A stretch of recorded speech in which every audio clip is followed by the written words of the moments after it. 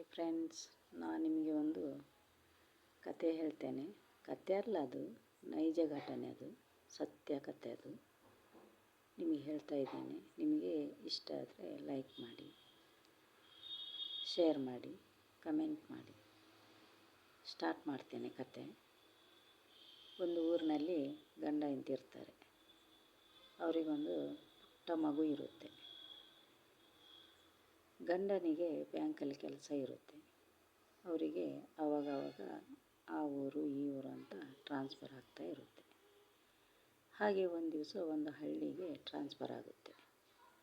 ಗಂಡ ಹೆಂಡತಿ ಮಗುವನ್ನು ಕರ್ಕೊಂಡು ಒಂದು ಹಳ್ಳಿಗೆ ಬರ್ತಾರೆ. ಅಲ್ಲಿ ಒಂದು ಬಾಡಿಗೆ ಮನೆ ಹುಡುಕ್ತಾರೆ. ಎಲ್ಲೋ ಒಂದು ಬಾಡಿಗೆ ಮನೆ ಸಿಗುತ್ತೆ.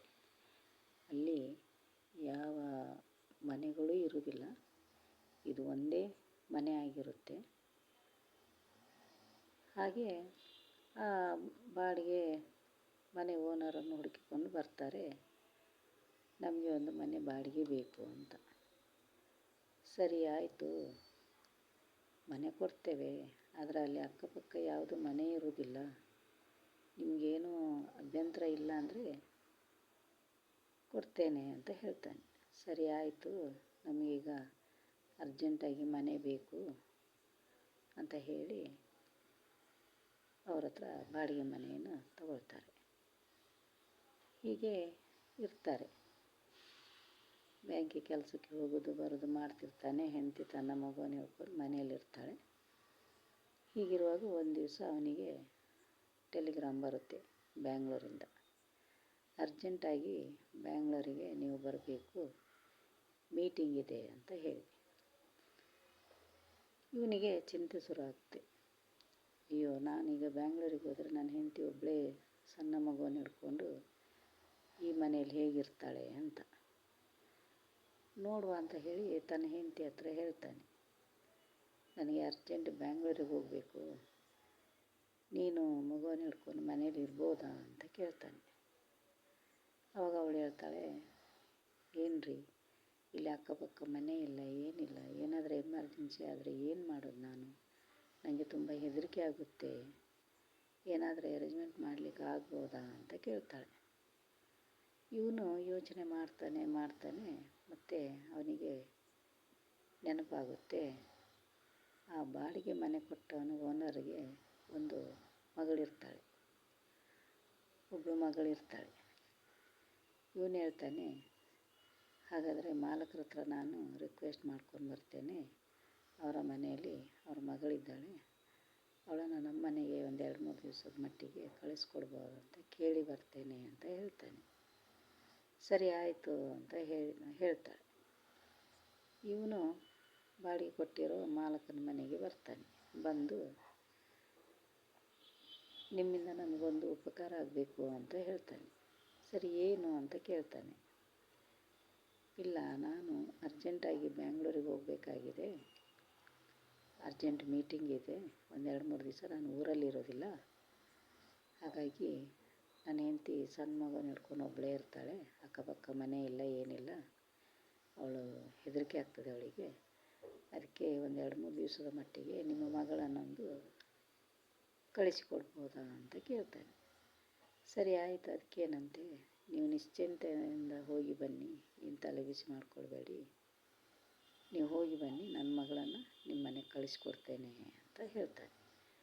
ಸರಿ ಆಯಿತು ಅಂತ ಇವನು ಮನೆಗೆ ಬಂದು ಹೆಂಡತಿ ಹತ್ರ ಹೇಳ್ತಾನೆ, ನೀನೇನು ಹೆದರಬೇಡ, ಇವತ್ತು ಸಾಯಂಕಾಲ ಅವ್ರ ಮಗಳು ಬರ್ತಾಳೆ, ನನಗೆ ಬ್ಯಾಂಗ್ಳೂರಿಗೆ ಬರಲಿಕ್ಕೆ ನನಗೆ ರೆಡಿ ಮಾಡು ಅಂತ ಹೇಳ್ತಾನೆ. ಸರಿ ಆಯಿತು ಅಂತ ಹೇಳ್ತಾಳೆ. ಗಂಡನಿಗೆ ಊಟ, ನೀರು, ಬಟ್ಟೆ ಬರೆ ಎಲ್ಲ ರೆಡಿ ಮಾಡಿ ಅವನಿಗೆ ಹೊರಡಿಸ್ತಾಳೆ. ಅವನು 6 ಗಂಟೆಗೆಲ್ಲ ಹೋಗಿಬಿಡ್ತಾನೆ. ಇತ್ತ ಇವಳು ಅವಳ ಬರೋ ದಾರಿಯನ್ನೇ ಕಾಯ್ತಾ ಇರ್ತಾಳೆ. ಈಗಾದರೆ ಎಲ್ಲರ ಕೈಯಲ್ಲಿ ಮೊಬೈಲ್ ಇದೆ. ನಮ್ಮ ಮನೆಗೆ ಯಾರಾದರೂ ನೆಂಟರಿಷ್ಟರು ಬರ್ತಾರೆ ಅಂದರೆ ನಾವು ಗಡಿ ಫೋನ್ ಮಾಡಿ ವಿಚಾರಿಸ್ತಾ ಇರ್ತೀವಿ, ಎಲ್ಲಿದ್ದೀರಾ, ಯಾವಾಗ ಬರ್ತೀರಾ, ಎಷ್ಟು ಗಂಟೆ ಬರ್ತೀರಾ ಅಂತ. ಆದರೆ ಹಿಂದಿನ ಕಾಲದಲ್ಲಿ ಅದೆಲ್ಲ ಫೆಸಿಲಿಟಿ ಏನೂ ಇರಲಿಲ್ಲ. ಯಾರಾದರೂ ಬರ್ತಾರೆ ಅಂತಂದರೆ ನಾವು ಅವ್ರ ದಾರಿಯನ್ನು ಕಾಯ್ತಾ ಇರಬೇಕಿತ್ತು. ಹಾಗೆ ಇವಳು ಕಾಯ್ತಾ ಕೂತ್ಕೊಳ್ತಾಳೆ. ಗಂಟೆ 7 ಆಯಿತು, 8 ಆಯಿತು, 9 ಆಯಿತು, ಗಂಟೆ 10 ಆಯಿತು. 10 ಆದರೂ ಹುಡುಗಿ ಬರೋದು ಕಾಣೋದಿಲ್ಲ. ಅಷ್ಟೊತ್ತಿಗೆ ಜೋರು ಗಾಳಿ ಮಳೆ ಬರುತ್ತೆ. ಪಟಕ್ಕಂತ ಕರೆಂಟು ಸಹ ಹೋಗುತ್ತೆ. ಅಯ್ಯಯ್ಯೋ, ಕರೆಂಟು ಹೋಯಿತು, ಮಳೆಗಾಳಿ ಬರ್ತಾ ಇದೆ. ಈ ಹುಡುಗಿನೂ ಬರ್ತೇನಂತ ಹೇಳಿದವಳು ಬರಲಿಲ್ಲ, ಏನು ಮಾಡೋದು ಅಂತ ತುಂಬ ಬೇಜಾರಾಗ್ತದೆ ಇವಳಿಗೆ. ಅಷ್ಟೊತ್ತಿಗೆ ಆ ಹುಡುಗಿ ಬರೋದು ಕಾಣ್ತದೆ ಕತ್ಲೆಯಲ್ಲಿ. ಇವಳಿಗೆ ನೋಡಿ ತುಂಬ ಖುಷಿಯಾಗುತ್ತೆ. ಅಯ್ಯೋ, ಬಂದಿಯಾ, ಬಾ, ಸ್ವಲ್ಪ ಕತ್ಲಾಗೋ ಮುಂಚೆನೇ ಬರಬೇಕಿತ್ತು, ಕತ್ಲಾದ್ಮೇಲೆ ಬಂದಿಯಾ, ನಿನಗೆ ಹೆದರಿಕೆ ಆಗಲಿಲ್ವಾ ಅಂತ ಕೇಳ್ತಾಳೆ. ಇಲ್ಲ, ನಾನು ಹೊರಟಿದ್ದೆ, ಬರುವಾಗ ಕರೆಂಟ್ ಹೋಯಿತು, ಗಾಳಿ ಮಳೆಯಿಂದ ಕರೆಂಟ್ ಹೋಯ್ತಲ್ವಾ, ಹಾಗಾಗಿ ಲೇಟ್ ಆಯಿತು ಅಂತ ಹೇಳ್ತಾಳೆ. ಸರಿ ಆಯಿತು, ಈ ರೀತಿ ಇದ್ರೂ ನೀನು ಬಂದಿಯಲ್ಲ ಅಂತ ಹೇಳಿ ಇಬ್ಬರು ಖುಷಿಯಿಂದ ಮಾತಾಡಿಕೊಂಡು ಅಡುಗೆ ಮಾಡಿ ಊಟ ಮಾಡಿ ಮಲ್ಕೊಳ್ತಾರೆ. ರಾತ್ರಿ ಗಡಿ ಮಗು ಹೇಳ್ತಾ ಇರ್ತದೆ. ಆ ಹುಡುಗಿ ಎದ್ದು ಮಗುವನ್ನು ತುಂಬ ಚೆನ್ನಾಗಿ ನೋಡ್ಕೊಳ್ತಾ ಇರ್ತಾಳೆ. ಮಗುವನ್ನು ತಾಯಿ ನೋಡಲಿಕ್ಕೆ ಬಿಡೋದಿಲ್ಲ, ಅಷ್ಟು ಆ ಮಗುವನ್ನು ಚೆನ್ನಾಗಿ ನೋಡ್ಕೊಳ್ತಾ ಇರ್ತಾಳೆ. ಇದನ್ನು ನೋಡಿ ಅವಳಿಗೆ ಖುಷಿಯಾಗುತ್ತೆ. ಅಯ್ಯೋ, ನನ್ನ ಮಗುವನ್ನು ಎಷ್ಟು ಚೆನ್ನಾಗಿ ನೋಡ್ಕೊಳ್ತಾಳಲ್ಲ ಹುಡುಗಿ, ಒಳ್ಳೆ ಗುಣದ ಹುಡುಗಿ ಇವಳು ಅಂತ ಹೇಳಿ ತುಂಬ ಖುಷಿಯಾಗುತ್ತೆ. ಹಾಗೆ ಮರುದಿವಸ ಬೆಳಿಗ್ಗೆ ಆಯಿತು. ಬೆಳಿಗ್ಗೆ ಆದ ತಕ್ಷಣ ಆಯಿತು, ನಾನು ಹೊರಡ್ತೇನೆ, ಮತ್ತು ಸಾಯಂಕಾಲ ಬರ್ತೇನೆ ಅಂತ ಹೇಳ್ತಾಳೆ. ಬೆಳಿಗ್ಗೆ ಹೋಗಿ ಬಿಡ್ತಾಳೆ. ಮತ್ತೆ ಸಾಯಂಕಾಲ ಆಯಿತು, ಮತ್ತೆ ಗಾಳಿ ಮಳೆ ಕರೆಂಟ್ ಹೋಯಿತು. ಹೀಗೆ ಆಯಿತು, 2-3 ದಿವಸ ಹೀಗೆ ಆಗ್ತದೆ. ಆ ಹುಡುಗಿ ಬರೋದು, ಆ ಮಗುವನ್ನು ನೋಡ್ಕೊಳ್ಳೋದು, ಇವರೊಟ್ಟಿಗೆ ಇರೋದು ಎಲ್ಲ ಆಗ್ತದೆ. 2-3 ದಿವಸದ ನಂತರ ಇವಳು ಗಂಡ ಟೆಲಿಗ್ರಾಮ್ ಕೊಡ್ತಾನೆ, ನಾನು ಇವತ್ತು ಬರ್ತಾ ಇದ್ದೇನೆ ಮನೆಗೆ ಅಂತ. ಸರಿ ಆಯಿತು ಅಂತ ಹೇಳಿ ಆ ಹುಡುಗಿಗೆ ಹೇಳ್ತಾಳೆ ಇವಳು, ನೀನು ಇವತ್ತು ಸಾಯಂಕಾಲ ಮನೆಗೆ ಬರೋದು ಬೇಡ, ನಮ್ಮ ಯಜಮಾನರು ಬರ್ತಾ ಇದ್ದಾರೆ ಅಂತ. ಸರಿ ಆಯಿತು ಅಂತ ಹೇಳ್ತಾಳೆ. ಮತ್ತು ಸಾಯಂಕಾಲ ಆಗುತ್ತೆ, ಅವಳ ಗಂಡ ಮನೆಗೆ ಬರ್ತಾನೆ. ಬಂದ ತಕ್ಷಣ ಹುಡುಗಿ ಬಂದಿಲ್ಲ ಅಂತ ಕೇಳ್ತಾನೆ. ಅಯ್ಯೋ ಹೌದು, ಬಂದಿದ್ಲು, ತುಂಬ ಒಳ್ಳೆ ಹುಡುಗಿ, ನಮ್ಮ ಮಗುವನ್ನು ತುಂಬ ಕೇರ್ ತಗೊಳ್ತಿದ್ಲು, ನಮ್ಮ ಮಗುವನ್ನು ಒಂದು ಗಳಿಗೆ ಬಿಟ್ಟು ಆಚೆ ಹೋಗ್ತಿರ್ಲಿಲ್ಲ, ತುಂಬ ಒಳ್ಳೆ ಹುಡುಗಿ, ನನಗೆ ತುಂಬ ಇಷ್ಟ ಆಯಿತು ಅಂತ ಹೇಳ್ತಾಳೆ. 3 ದಿವಸ ಹೇಗೆ ಹೋಯ್ತು ಅಂತಲೇ ನನಗೆ ಗೊತ್ತಾಗಲಿಲ್ಲ ಅಂತ ಹೇಳ್ತಾಳೆ. ಆವಾಗ ಇವನಿಗೆ ಖುಷಿಯಾಗುತ್ತೆ. ಹೌದಾ, ನಾನು ಫಸ್ಟು ಹೋಗಿ ಮನೆ ಓನರಿಗೊಂದು ಥ್ಯಾಂಕ್ಸ್ ಹೇಳಿ ಬರ್ತೇನೆ ಅಂತ ಹೇಳಿ ಮರುದಿವಸ ಬೆಳಿಗ್ಗೆ ಫ್ರೆಶ್ ಅಪ್ ಆಗಿ ಮಾಲಕನ ಮನೆಗೆ ಹೊರಡ್ತಾನೆ. ಅಲ್ಲಿ ಹೋಗಿ ಮಾಲಕನ ಹತ್ರ ಕಾಲಿಗೆ ಅಡ್ಡ ಬೀಳ್ತಾನೆ. ತುಂಬ ಉಪಕಾರ ಆಯಿತು ನಿಮ್ಮಿಂದ, ಹಾಗೆ ಹೀಗೆ ಅಂತ ಕಾಲಿಗೆ ಅಡ್ಡ ಬೀಳ್ತಾನೆ. ಆಗ ಮಾಲಕ ಕೇಳ್ತಾನೆ, ನೀವು ಯಾಕೆ ನನಗೆ ಕಾಲಿಗೆ ಅಡ್ಡ ಬೀಳ್ತಾ ಇದ್ದೀರಾ ಅಂತ ಕೇಳ್ತಾನೆ. ಇಲ್ಲ, ನಿಮ್ಮ ಮಗಳನ್ನು ಕಳಿಸಿಕೊಟ್ಟು ತುಂಬ ಉಪಕಾರ ಮಾಡಿದ್ರಿ, ಅದಕ್ಕೆ ಕೃತಜ್ಞತೆಯನ್ನು ಹೇಳಲಿಕ್ಕೆ ಬಂದಿದೆ ನಾನು ಅಂತ ಹೇಳ್ತಾನೆ. ಅಯ್ಯೋ ಇಲ್ಲ, ಕ್ಷಮಿಸ್ಬೇಕು ನನ್ನನ್ನು, ನಾನು ನನ್ನ ಮಗಳನ್ನು ಕಳಿಸ್ಲಿಕ್ಕೆ ಆಗಲೇ ಇಲ್ಲ, ಜೋರು ಗಾಳಿ ಮಳೆ ಕರೆಂಟೆಲ್ಲ ಹೋಗ್ತಾ ಇತ್ತು 2-3 ದಿವಸದಿಂದ, ಹಾಗಾಗಿ ನನ್ನ ಮಗಳನ್ನು ನಿಮ್ಮ ಮನೆಗೆ ಕಳಿಸ್ಕೊಡ್ಲಿಕ್ಕೆ ಆಗಲಿಲ್ಲ, ನನ್ನನ್ನು ಕ್ಷಮಿಸಿ ಅಂತ ಹೇಳ್ತಾನೆ. ಆವಾಗ ಇವನಿಗೆ ಶಾಕ್ ಆಗುತ್ತೆ. ಅರೆ, ನನ್ನ ಹೆಂಡತಿ ನೋಡಿದರೆ ಅವಳು ಬಂದಿದ್ಲು, 2-3 ದಿವಸ ಇದ್ಲು, ಮಗುವನ್ನು ಚೆನ್ನಾಗಿ ನೋಡಿಕೊಂಡ್ಲು, ಹಾಗೆ ಹೀಗೆ ಅಂತ ಹೇಳಿದ್ದಾಳೆ, ಮನೆಯಲ್ಲಿ ಇದ್ಲಂತೆ. ಇವ್ರು ನೋಡಿದರೆ ಹೀಗೆ ಹೇಳ್ತಾ ಇದ್ದಾರೆ, ಏನಿದು ಅಂಥೇಳಿ ಮಾಲಕರ ಹತ್ರ ಅವನು ಹಾಗೆ ಹೇಳ್ತಾನೆ. ನನ್ನ ಹೆಂಡತಿ ನೋಡಿದರೆ ಹೀಗೆ ಹೇಳಿದ್ಲು ಅಂತ. ಅಯ್ಯೋ ಇಲ್ಲ, ಸಾಧ್ಯವೇ ಇಲ್ಲ, ನಾನು ಕಳಿಸ್ಲೇ ಇಲ್ಲ, ನನ್ನ ಮಗಳು ನಿಮ್ಮ ಮನೆಗೆ ಬರಲೇ ಇಲ್ಲ ಅಂತ ಹೇಳ್ತಾನೆ. ಇವನಿಗೆ ತುಂಬ ಹೆದರಿಕೆಯಾಗಿ ಮನೆಗೆ ಓಡಿ ಬಂದು ತನ್ನ ಹೆಂಡತಿ ಹತ್ರ ಹೇಳ್ತಾನೆ, ಅವಳು 2-3 ದಿವಸದಿಂದ ಮನೆಗೆ ಬರಲೇ ಇಲ್ಲ ಅಂತಲ್ಲ, ಮಳೆ ಗಾಳಿ ಬಂದು ಕರೆಂಟೆಲ್ಲ ಹೋದದ್ರಿಂದ ಅವರು ಕಳಿಸ್ಲಿಲ್ಲ ಅಂತೆ ಅವರ ಮಗಳನ್ನು, ನೀನು ನೋಡಿದರೆ ಬಂದಿದ್ಲು ಅಂತ ಹೇಳ್ತೀಯಲ್ಲ ಅಂತೇಳಿ. ಆವಾಗ ಇಲ್ಲ ರೀ, ಬಂದಿದ್ಲು ಅವಳು, 2-3 ದಿವಸ ಇಲ್ಲೇ ಇದ್ಲು, ನಮ್ಮ ಮಗುವನ್ನು ಚೆನ್ನಾಗಿ ನೋಡಿಕೊಂಡ್ಳು, ಹಾಗೆ ಹೀಗೆ ಅಂತ ಹೆಂಡತಿ ಹೇಳ್ತಾಳೆ.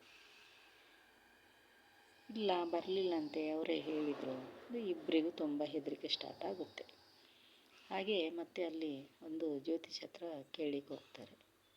ಏನು ಹೀಗೀಗೆ ಆಯಿತು 2-3 ದಿವಸದಿಂದ, ಹಾಗಾದರೆ ನಮ್ಮ ಮನೆಗೆ ಯಾರು ಬರ್ತಾಯಿದ್ರು ಅಂತ. ಆವಾಗ ಜ್ಯೋತಿಷ ಹೇಳ್ತಾನೆ, ನೀವು ಈಗಿಂದ ಈಗಲೇ ನೀವು ಮನೆ ಖಾಲಿ ಮಾಡಬೇಕು. ಆ ಮನೆಯಲ್ಲಿ ಒಂದು ಗರ್ಭಿಣಿ ಹೆಂಗಸು ಸತ್ತು ಹೋಗಿದ್ದಾಳೆ. ಅವಳು ನಿಮ್ಮ ಮಗುವಿನ ವ್ಯಾಮೋಹಕ್ಕೆ ನಿಮ್ಮ ಮಗುವನ್ನು ನೋಡಿ ಖುಷಿಪಟ್ಟು ಆ ಮೋಹಿನಿ ನಿಮ್ಮ ಮನೆಗೆ 3 ದಿವಸದಿಂದ ಬರ್ತಾಯಿದ್ಲು. ಯಾವ ಹುಡುಗಿನೂ ಬರಲಿಲ್ಲ ನಿಮ್ಮ ಮನೆಗೆ, ಅದು ಮೋಹಿನಿ ಬರ್ತಾಯಿದ್ದಿದ್ದು. ಅವಳು ಪ್ರೆಗ್ನೆಂಟ್ ಇರುವಾಗ ಏನೋ ಇದಾಗಿ ಅವಳು ಸತ್ತಿದ್ದಾಳೆ. ಹಾಗಾಗಿ ಆ ಮಗುವಿನ ಆಸೆಯಿಂದ ಆ ಮೋಹಿನಿ ನಿಮ್ಮ ಮನೆಗೆ ಬರ್ತಾ ಇದ್ದದ್ದು. ನೀವು ಈಗಲೇ ಮನೆ ಖಾಲಿ ಮಾಡಲಿಲ್ಲ ಅಂತಾದರೆ ಇನ್ನು ಬಂದು ನಿಮ್ಮ ಮಗುವನ್ನು ಅದು ಹೇಗಾದರೂ ಮಾಡಿ ನಿಮ್ಮ ಮಗುವನ್ನು ತಗೊಂಡು ಹೋಗ್ತದೆ. ನೀವು ಆದಷ್ಟು ಬೇಗ ಮನೆ ಖಾಲಿ ಮಾಡೋದು ಒಳ್ಳೆಯದು ಅಂತ ಹೇಳ್ತಾರೆ. ಆವಾಗ ಇವರಿಬ್ಬರಿಗೂ ತುಂಬ ಹೆದರಿಕೆಯಾಗಿ ಅವಾಗಿಂದವಾಗೆ ಮನೆ ಖಾಲಿ ಮಾಡಿಕೊಂಡು ಹೋಗಿಬಿಡ್ತಾರೆ, ಬೇರೆ ಮನೆ ನೋಡ್ಕೊಳ್ತಾರೆ. ಹೀಗೆ ಇದು ಕತೆ ನಿಮಗೆ ಇಷ್ಟ ಆಯಿತಾ? ಇಷ್ಟ ಆದರೆ ಲೈಕ್ ಮಾಡಿ, ಕಮೆಂಟ್ ಮಾಡಿ, ಶೇರ್ ಮಾಡಿ. ಹಾಗಾದರೆ ಅವ್ರ ಮನೆಗೆ ಬಂದಿದ್ದು ಯಾರು ನನಗೆ ಕಮೆಂಟ್ ಮುಖಾಂತರ ತಿಳಿಸಿ. ಇಷ್ಟೊತ್ತಿಗೆ ಕೇಳಿದ್ದಕ್ಕೆ ತುಂಬ ಥ್ಯಾಂಕ್ಸ್ ನಿಮಗೆ.